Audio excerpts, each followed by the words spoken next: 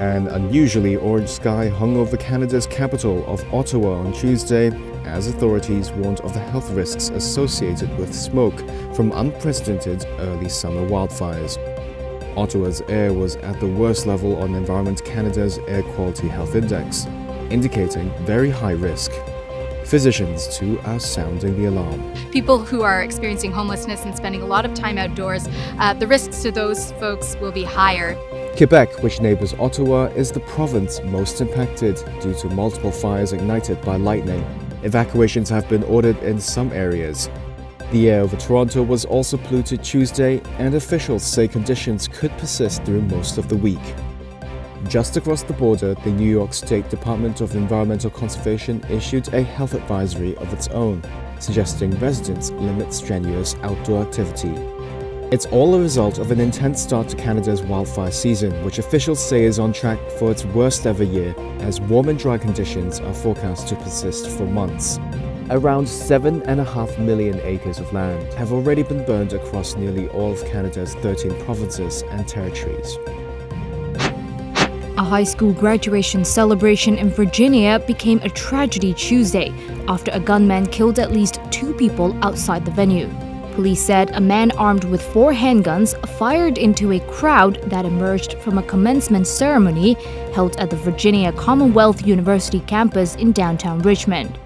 2 men aged 18 and 36 died and 5 others were wounded. The suspected shooter, a 19-year-old man who knew one of the victims, was arrested.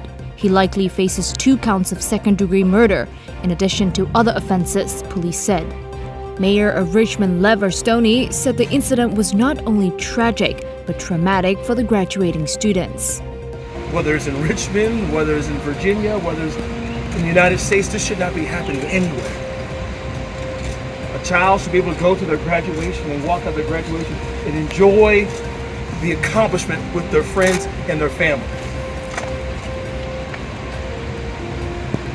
It's a selfish act, it's a senseless act, and to me it's cowardice. This shooting marks the 279th the U.S. has had this year, according to the Gun Violence Archive.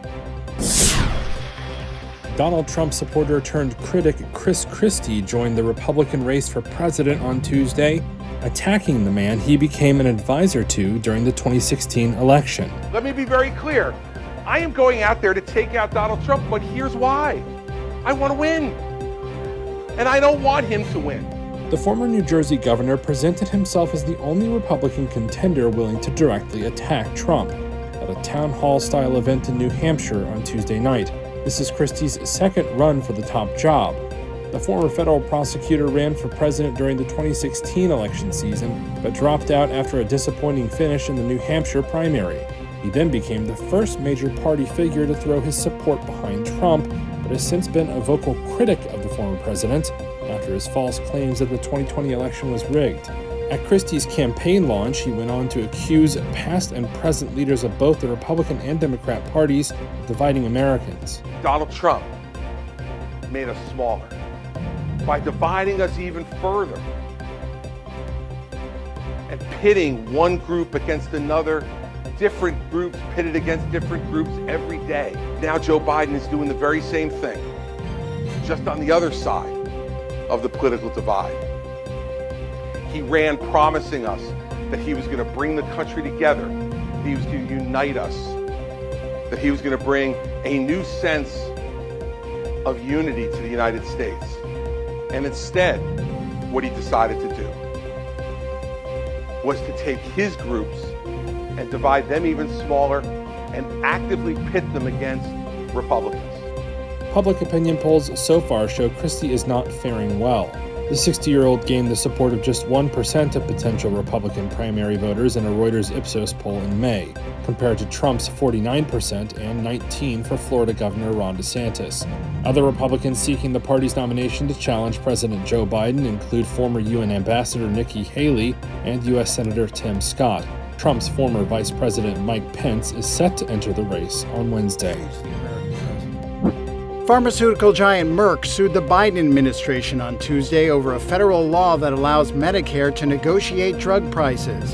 In a scathing complaint, Merck slammed the drug price negotiation program in the recent Inflation Reduction Act, arguing it violates the U.S. Constitution and called it tantamount to extortion. Merck is seeking to stop the law from taking effect in 2026, marking the first attempt by a drug maker to challenge the program. Drug manufacturers say it will result in loss of profits that will force them to pull back on developing groundbreaking new treatments. Americans pay more for medicine than any other country, and the Biden administration's drug pricing reform aims to save $25 billion annually by 2031 through price negotiations for Medicare. Here's White House spokesperson Karine Jean-Pierre on Tuesday.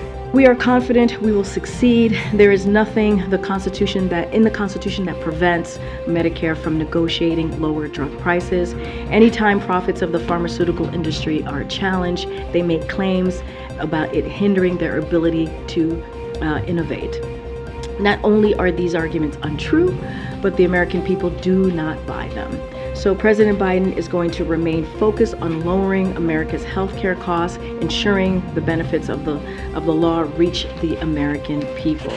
Merck's lawsuit argues that the new law forces drug makers to negotiate prices that are below market rates. Merck asserts this violates the part of the Fifth Amendment that requires the government to pay just compensation for private property taken for public use. It also claims the law will force companies to sign agreements conceding that the prices are fair, which it says is a violation of the First Amendment's protections of free speech. Shares of Merck fell nearly 2% in morning trading. The United Nations has no access to independent information on the circumstances that led to the destruction of the Kakhovka hydroelectric power plant dam. But one thing is clear. This is another devastating consequence of the Russian invasion of Ukraine. We'll continue our humanitarian work and our appeals for urgent, safe and secure humanitarian access. Today's tragedy is yet another example of the horrific price of war on people. The floodgates of suffering have been overflowing for more than a year, and that must stop.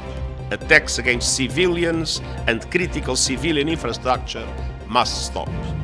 And we must act to ensure accountability and respect for international humanitarian law. Above all, I appeal for a just peace in line with the UN Charter, international law, and the resolutions of the General Assembly. And I thank you. Secretary General.